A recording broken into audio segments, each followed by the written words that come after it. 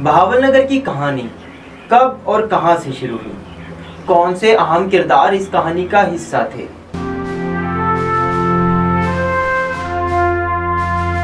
मुस्लिम हुक्मरानों की आमद के बाद ऐसा क्या हुआ जिसने तारीख का रुख मोड़ दिया?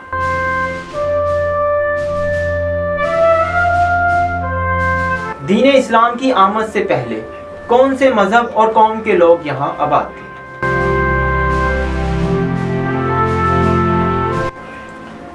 जिला बहावलनगर में मौजूद किलों की तारीख, जो अब इसारे कदीमा की गफलत और अदम तवज्जुही के बाइस खंडरात में तब्दील हो चुके हैं।